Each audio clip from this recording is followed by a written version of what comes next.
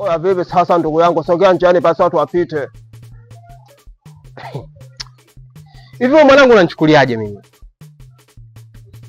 Wewe unanichukuliaje babu?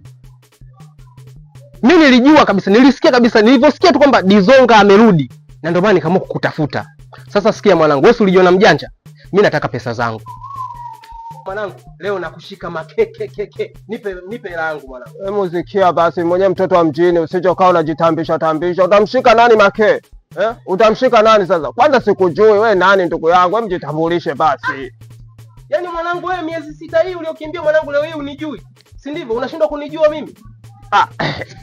Kumbe nili ndugu yangu. Ujue ndugu yangu Waswahili wanasema pata hela, ujue tabia yako. Yaani toka nimepata hela na wasahau watu. Sasa ndugu yangu, yani kadeni kako ndo ufunge na barabara sasa eti. Wewe bwana mimi sitaki mbalanja nyingi bwana, nipe pesa zangu bwana hapa. Mimi sitaki unipigie tarumbeta hapa. Nipe hela yangu mwanangu. Yaani nakala biashara na mtu anandai kalaki. Hebu sikia sasa. Hebu nitajeli namba lako nikuingizie muamala sasa hivi mimi niendelee na masafari yangu. Una uhakika hela unanitumia kweli? Taja namba wewe. Namba yangu hii hapa. Shika. Jina ndo nani sasa hivi? Utaona hapo kuna jina linaitwa Mkinga aka Lukewe Ogene Oshuku Jonse Egede Ebube Oga. Hey! Ndio jina langu hilo. Kianza sana. Na hapo kwa 20 nilichokuingizia hapo kwa sababu ya hilo jina lako leo. Hey! Kudadeki walai. Huyo ndo Dizonga ninamjua mimi. Dizonga.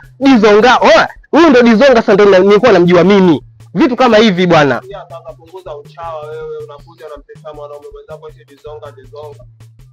Kuwa na mikazo ndugu yangu. Yaani umeniongeza paka na 20,000 babu. Hii kali mwanangu. Hii kali.